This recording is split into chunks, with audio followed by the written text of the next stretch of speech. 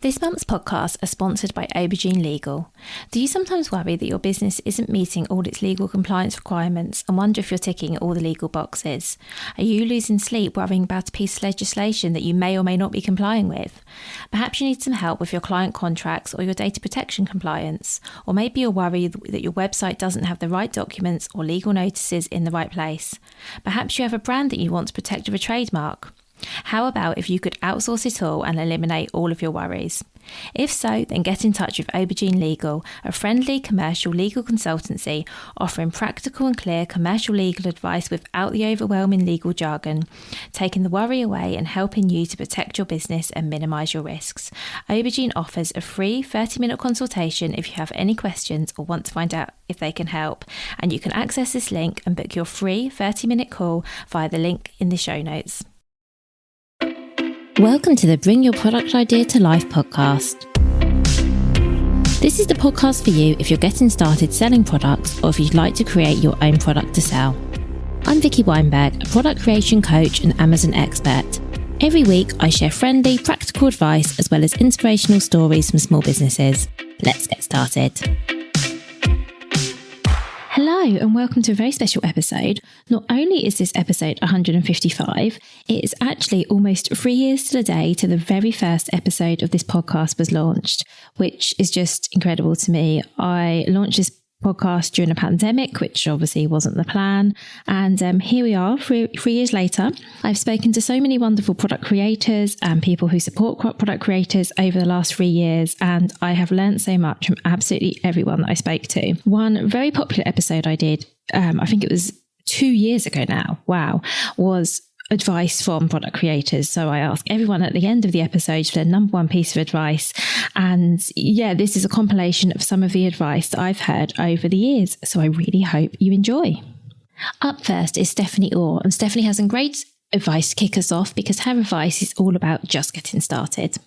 Just start, just try it, put it out there. I mean, I probably should take that advice myself because I do have about 5 new products sat here that I haven't put out in the world yet. But I think that is the biggest thing is, put it out there. It might not sell, but at least you'll know then, and you can develop it and, change it and hone it until it's something that does sell. Or it might sell amazingly and, you'll surprise yourself and give yourself that massive boost of confidence to go again. So yeah, I think it's, just get started, just get it out there somehow, some way, whether it's your own website or Etsy or pop-up shops, or just put it out there and try it. Our next piece of advice comes from Mira Bogle. I really enjoyed listening to this piece of advice because I, like probably a lot of us, do suffer from imposter syndrome from time to time, thinking, why me? Am I good enough? And I think looking at what other people are doing and thinking, either I can't do that or why would anyone be interested in what I'm doing is something that can trip a lot of us up. So do listen to this advice from Mira and take it to heart as well, because it's a great thing to remember. I think my top piece of advice is don't be put off by people saying, but that's already been done. It doesn't matter because you're going to do it differently to somebody else. So don't go looking out to your competitors or get overwhelmed by all the people maybe doing the same thing, because just focus on your own uniqueness and your own creativity and put that into your product, and that will make your product different to somebody else's. So don't be put off by however many people are doing things in the marketplace. There will always be somebody who will be interested in what you are doing. As long as that product is a piece of you, it will work. So my next piece of advice comes from Ian Moore. When Ian's episode first came out, a few of you actually contacted me to say this advice really resonated with you. It resonated with me too, actually. Some of you may know that something I say quite often is that done is better than perfect. I really do believe that. And I think Ian's advice is really good for anyone who sometimes can suffer a little bit with procrastination and putting off making decisions.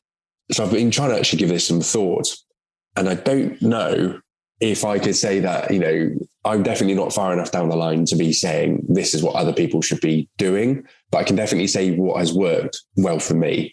And I would say, if you're trying to make a decision, you're never going to be 100% sure. So for me, I was trying to get to, am I about 75% sure this is the right decision? And if it is, that's my threshold. And then I go, fine, let's go with it. Because otherwise you can just drag things out for so long trying to find the perfect, answer to what, the perfect shoe design or whatever it might be. Whereas actually I'm like, no, is it 75% there? Yes, good. That's good enough for me. And then I'll start doing whatever it is. And if it doesn't work, and it just means you've learned faster. And, when I'll give you an example, when we first launched, because everyone has to be mindful of the environments and stuff, we wrapped our shoes to post them out in paper with sort of nice eco paper tape on top. And it was like, yeah, this is the way I'm going, 75%, I'm sure that this is the right option. And we started, and within a couple of weeks, I was like, no, it doesn't work. Just because of the amount of time, even though it was, it's taken me sort of, 40 seconds, I think, to wrap up just a box by itself. But even still, when you're posting so many, it didn't work. But rather than spending ages and everything getting delayed, I made the decision. I started going down that path, and I just learned faster that it does or doesn't work. And yeah, that's something which has really helped me. Next, we're hearing from Laura Gillett from Stompers Shoes. It probably won't surprise you to know that I absolutely loved Laura's piece of advice because it is all about the importance of research, which is something that I feel really, really strongly about. But rather than me tell you that again, I'd love you now to hear what Laura has to say. So I thought really hard about this question, actually, and I kept changing my mind. But I think my number one piece of advice would be to spend your time before you spend your money on really doing your research into your market, your customer, making sure that there is definitely an opportunity out there.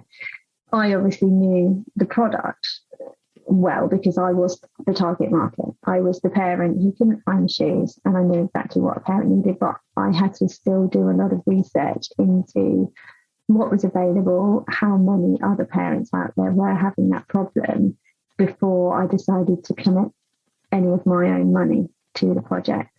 Because the last thing that you want to do is get very excited that you found this niche or you found this gap, chuck loads of money, and then realise that actually there isn't anything out there, or there is something out there that you've missed. So I definitely think that spending your time before your money is a really, really important point to consider. So we've just heard Laura talk about the importance of doing your research. The next piece of advice follows on from this really nicely. It's from Louise Ormond, and Louise is talking about how it's really important to be willing to adapt your idea based on what you actually find out in your research. I think just have a really good plan, like understand your customer, understand what it is you're trying to achieve, because it can be you can get a bit design fixated, I think, and I've seen a lot of other people do it, and you actually see my students do it. But you have this great idea, and you're a bit blinkered in actually knowing how it's going to work. Is there growth in it? Can the idea be adjusted? Can you add pieces to it? So yeah, I think for me it was just I had to really make sure I understood what it was that I was trying to achieve. I had an idea, but if I'm going to make it a business, what do I really need to know, and what would make it successful? So it's kind of almost forgetting your idea in a way. So to know that you're actually willing to change your ideas to suit what is needed. So avoid design fixation. Next up, we're going to hear from Demi Pendakis from Find Your Glow. Demi spoke about the importance of being authentic and how authenticity can really help a brand. But he also had a bonus second piece of advice because, it's hard to choose just one. So listen in to hear the two pieces of advice that Demi really wants you to hear. Oh, just one? Authenticity. I'll let you have more than one if you need. Okay, authenticity. Just be true to. I would say be true to what it is you're trying to create. Don't veer from that. Have it all written down. Every decision you make, just make sure that it's authentic. And everyone can tell a contrived brand straight away. Everyone can tell a copycat straight away. So yeah, authenticity, and do that by researching. But what I would say as a second one is do whatever you can to keep your costs down, because it's very, very easy to get out of control.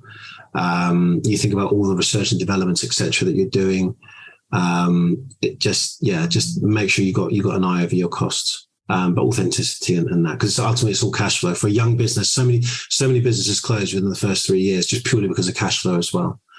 So from my perspective, you've got to have an eye on that in whatever you're developing. So up now is Cara Sayer from Snooze Shade. So Cara again had 2 pieces of advice for us, so you're definitely getting some bonus advice this episode. Following on from Demi talking about being authentic, that's actually something else that Cara touches on in her advice, which I thought was really interesting. And she also speaks about USP, and she had some brilliant points about your USP or unique selling point, which is something I haven't heard anyone else actually say, so it might give you something to think about. I think I would say just make sure you're really clear on your USP, which is your unique selling point. And like I say, that isn't necessarily the unique selling point of the product. It could be the unique selling point of the customer service experience. It could be the unique selling point of how you deliver it and package it. It could be the unique selling point of the fact that, you sell a tea brand and you donate to, elephant sanctuaries in India, whatever it might be, but find something.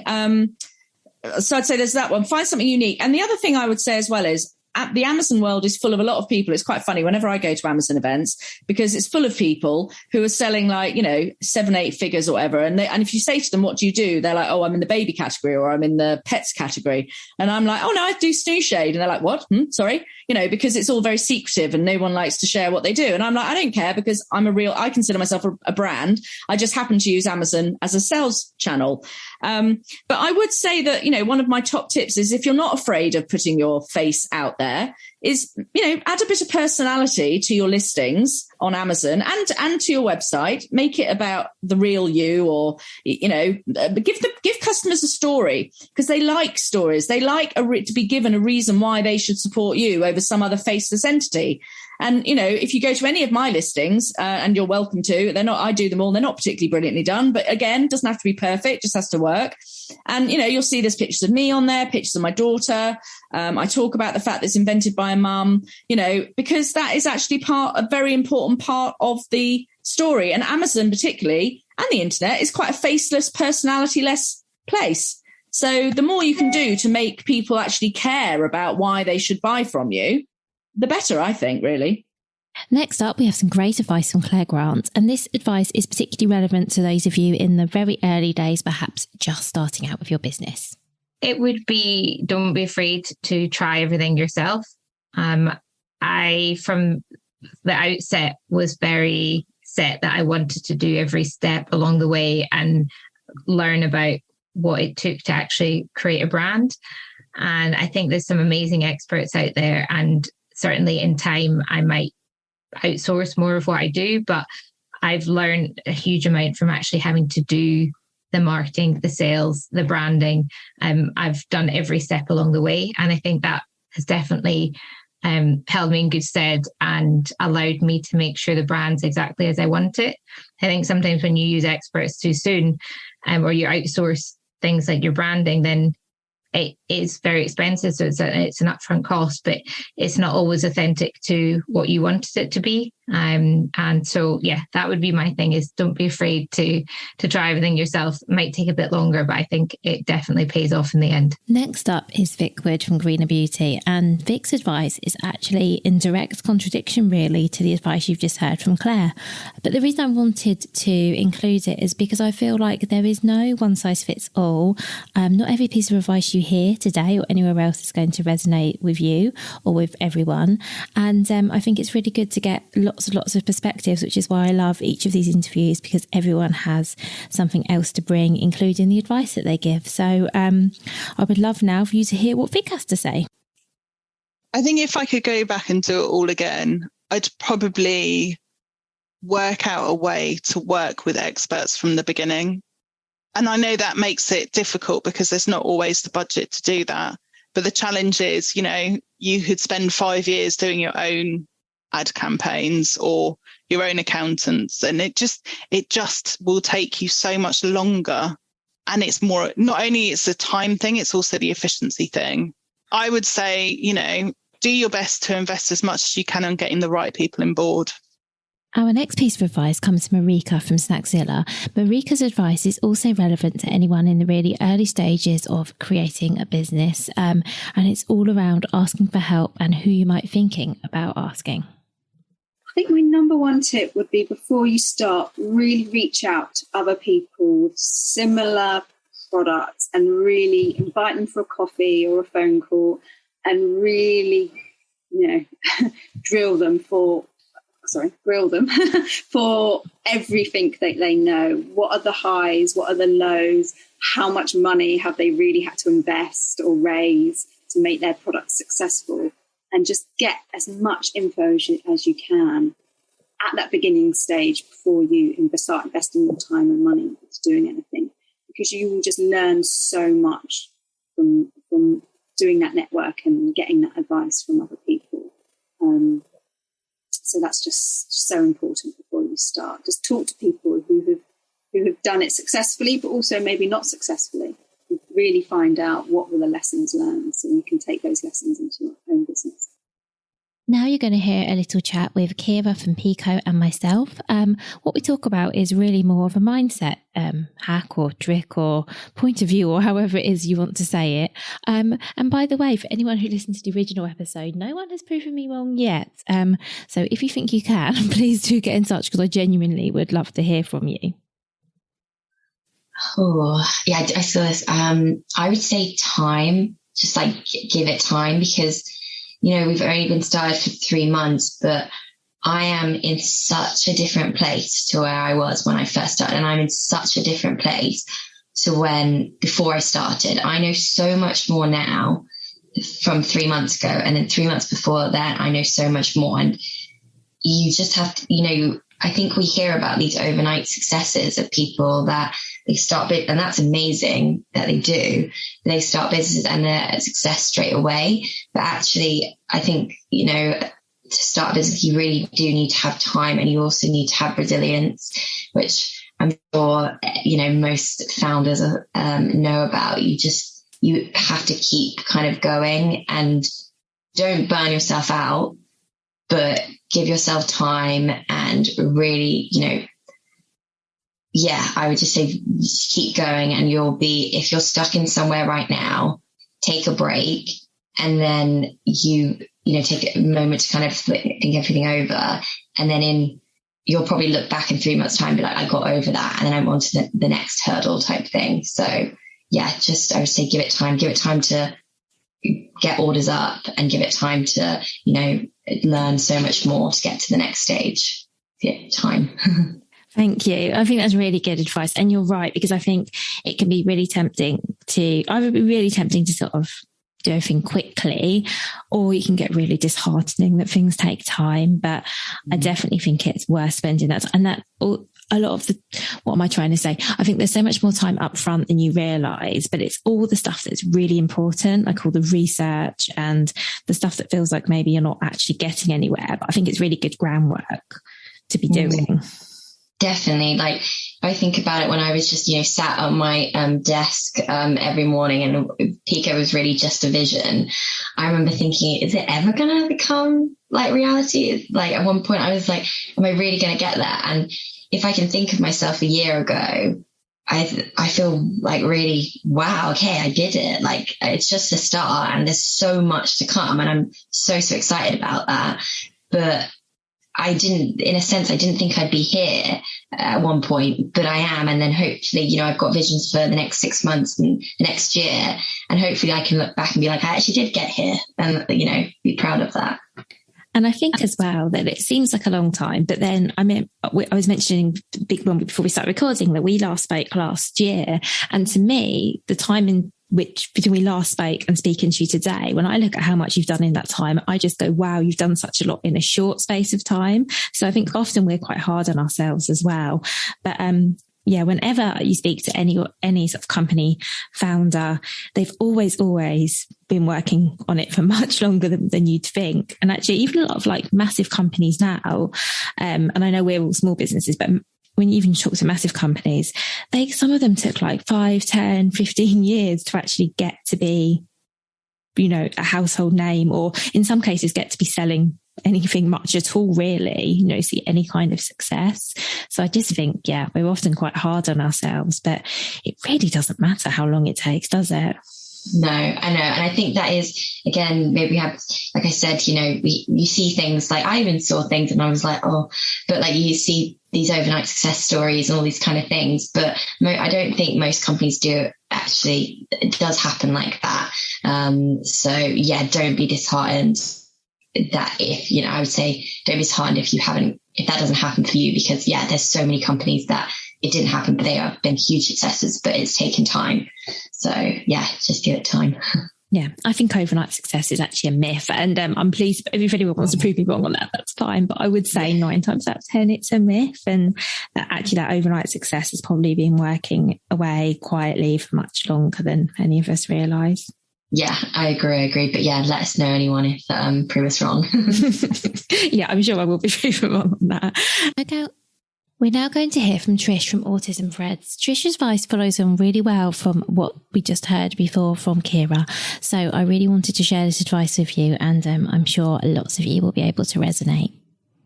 It's a really good question. I think don't be sort of disillusioned by, or fooled by people's success, especially on social media. There's you see it and you can't help but think all of these businesses with their very pretty posts and are churning out the sales. That really isn't the truth. It takes years, pandemics aside, and like you suggested earlier, to focus on your passions and your strengths. You have to. You're going to have to work really hard. Things that you do in the background, you won't realize that will actually start to generate sales.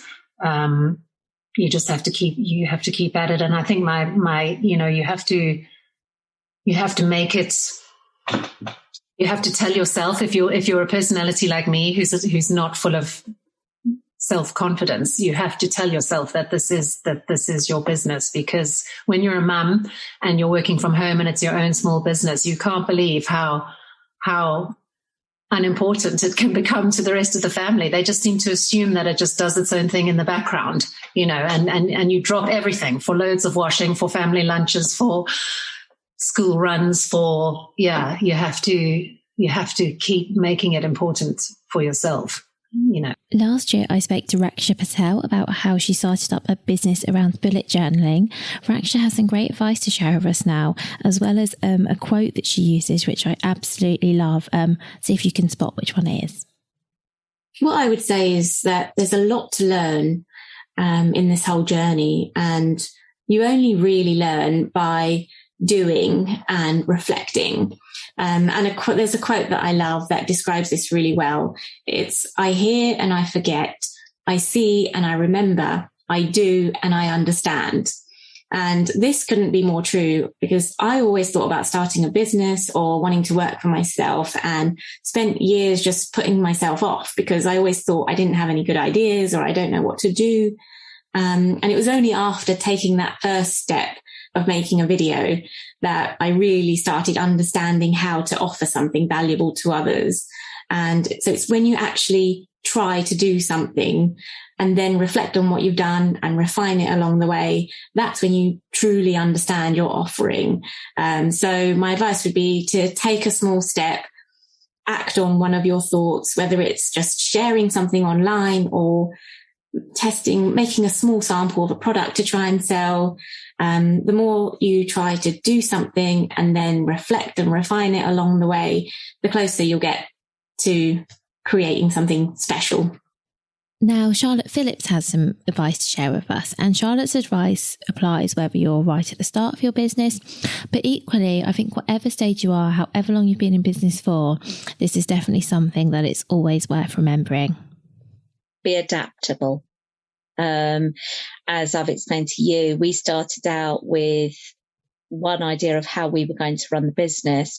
We had to change due to a pandemic.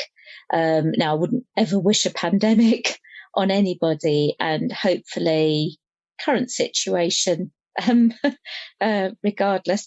No one would have to deal with something as big and potentially damaging as that when they're setting up. But I think you don't know what the market is going to be like, be it online, be it selling through Amazon, be it selling actually face to face.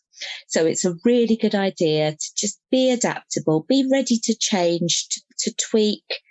Don't go into this with too set an idea of exactly how it's going to work, because I think you're going to set yourself up for failure if you do. So that would be my one piece of advice, would be adaptable. Next, I'd love you to hear from Bhavan Breyer.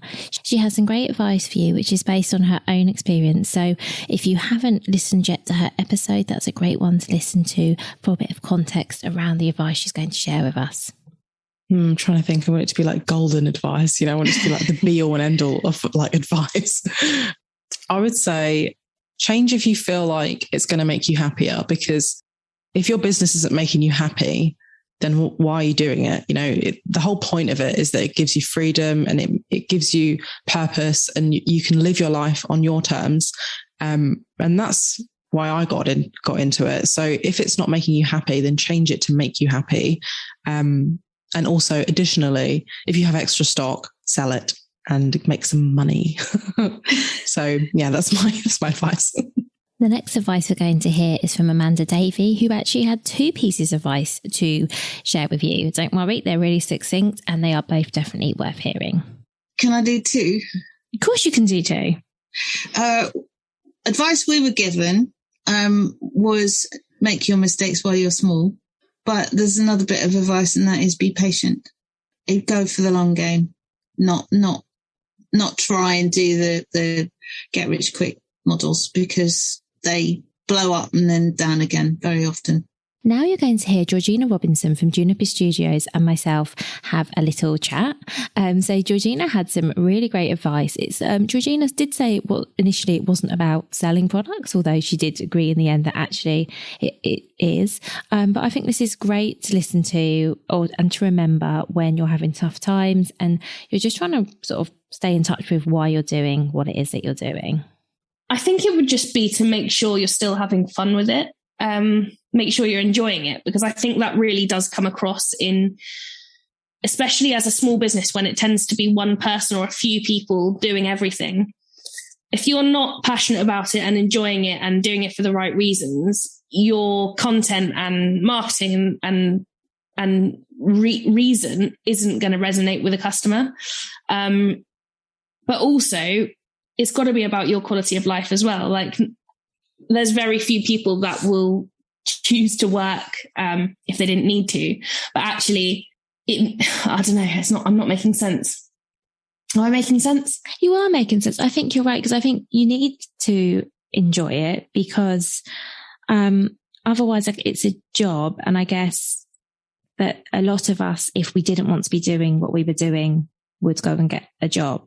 So you have that. I agree. You have to want to do it, because running a business isn't easy, and you have to put in hours, maybe work more hours maybe you'd like to, and the income might not always be where you want it to be. So I think you do have to have that reason to keep going, because it's hard. And I think if you're not enjoying it, then it's much harder to keep going when you have those hard days or weeks or months even. Yeah. I think that's what I'm getting at, basically. And just keep checking in with yourself and make sure that you are, because it's really stressful and it's really hard work, and the hours are actually way longer than if you're working for someone else. But obviously there's the huge perks of working for yourself and running your own business as well. But yeah, I think my biggest thing is just keep checking in with yourself and making sure you're still doing it for the right reasons and for you and your family. I guess it's not really a tip on how to get your product out there and sell it, but ultimately I think it actually is, because I think it does come through in small businesses as a whole when someone is genuinely enjoying and loving what they do. Em Royston from Chasing Frets is now going to share some advice with us, which is something that I've definitely taken on board myself over the last few years. And I think while you're listening to this, it actually might be worth thinking for yourself, how much of a good boss are you? And love to know your thoughts on this. Yeah, no problem. I think it's probably maybe more down to kind of how I think, you know, a lot of product creators and small businesses work on their own, and the whole kind of the benefit of having your own business is, you know, that flexibility of lifestyle. And but I think that can be quite hard to kind of to work with your own energy and, like, you know, work with your own time when you're feeling creative and when you're feeling actually like I don't feel creative today. But, you know, I guess basically I'm trying to say is, like, the whole point of being your own boss is to be a good boss to yourself and not sort of give yourself a hard time if things aren't, like, going that well. I used to just set myself kind of a 9 to 6 working day, but actually I found that that's not necessarily the best way to be productive. And, you know, if I'm just sat at my computer, just not really achieving anything, then I do just go for a walk and listen to a podcast, or I'm lucky that I can stitch as part of my kind of work. Even though it feels really weird, especially like at trade show time when I'm trying to stitch up samples and I'm manically cross stitching, it doesn't feel like work. But I think just kind of allowing yourself to use time as it works for you, and give yourself a break if, you know, it's not all happening every day. Because I think I went through a few years at the beginning when I really did late hours and weekends, and I really put all of my energy into my business, and that's, you know, put me in the position I am in now, where I don't necessarily have to burn the candle all the time. And just allowing myself to sort of work with my energy when I'm feeling creative and know that it'll come back. We are changing gears slightly in this penultimate piece of advice, and we're going to hear some really practical business advice from our last two contributors to this episode. So first, we're going to hear from Taz from Very Crafty, who's got some really practical but really useful advice for you. That's a really good question. That's why I leave it till the end, because it's tricky. Yeah, just into a false sense of security of it being, this is nice, and then a hard-hitting question. I think the main thing is getting your numbers right. I can't stress this enough about everything. So I have this spreadsheet, and it's, I don't know, I think it's about 27 columns long or something like that. And it goes through every single bit of cost that it takes for me to produce either a bag of tea to sell or a craft kit to sell. And it talks about bags, labels, processing costs on the website. My website's through Shopify, so it'll the cost that Shopify take per sale, postage, how much PayPal takes, all these sorts of things, and it all works. And I've done it at every single point, and then work out how much it costs to sell that before I end up with a price. I didn't do that for about probably longer than that, probably 3 years. I hadn't had that, and I worked out that I was selling things cheaper than it was costing me to make it, which is not really a good thing when you're in a business. So if I could start again, that would definitely be it, because I guess is obviously you don't get into the thing that I was, that you're not selling things cheaper than what it's costing you to get and make. Two, you'll be able to build in quite a nice, margin or profit for you as well. But also, like, 3 is like you can build in potential uplifts in costs that you might incur from, over the pandemic. Like, nobody could get cardboard boxes, and cardboard boxes that I was buying for 30p went up to like £1.50 each, and it was, all these sorts of things. And it was, you can take a little bit of the hit of that for a small amount of time, but not if it was for forever. So you can work out, you can change, small amount of figures, your figures in this, in your spreadsheet to say, if it did go up 1,000%, how much is that going to affect what I end up getting? Or, will I have to pass that cost on to the consumer? And if I do, how do I, explain that to them? How do I mitigate that if I can? Or all these sorts of things. So yes, my one piece of advice would be to make sure your numbers are correct, because it will save so much heartache and headache later on when you have to keep upping your prices because you've not factored that in into the beginning. Our very final piece of advice comes from Janet Murray. And to give a little bit of context, I asked Janet for her number one piece of advice for creating content around your product, because I know that's something that a lot of us can find really tricky. And Janet is an expert in this area. So here she is with her advice for us. I think it would be to almost put your product aside and to focus on your ideal customer or client. What problems does your product or service solve for them? That's key.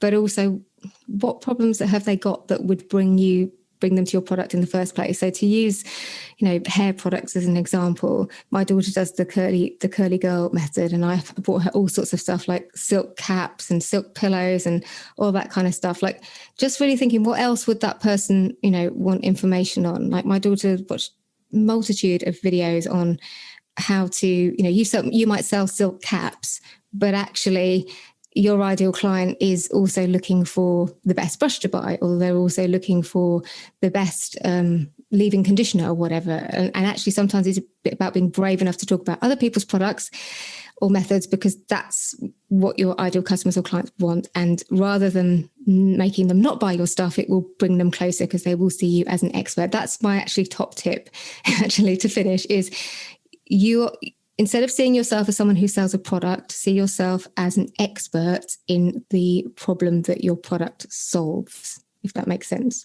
So that is it. That is all of our advice for this episode. So thank you so much for all the contributors to this episode. You may not have known you were going to make it here, but you did. Thank you so much for sharing your advice with us. Thank you so much for listening. I really hope you find these episodes valuable. I know that when I ask this question at the end of each podcast interview I always get such unique answers, such different answers, but ultimately such valuable advice. And I think it's really great to have this all in one place so that people can, just pick up these top tips. It's great hearing everyone's stories and everyone's journeys, but I love hearing what people say to this question, and I hope that you do too. So thank you for listening all the way to the end of this very special episode. I can't believe I've been doing this for 3 years now. That's such a long time, and in some ways, in other ways not. Thank you again for being here. And if this is your very first listen, thank you so much as well for giving this podcast a try. And I will be back with another episode for you next week. Thank you so much for listening right to the end of this episode. Do remember that you can get the full back catalogue and lots of free resources on my website, vickyweinberg.com. Please do remember to rate and review this episode if you've enjoyed it, and also share it with a friend who you think might find it useful. Thank you again, and see you next week.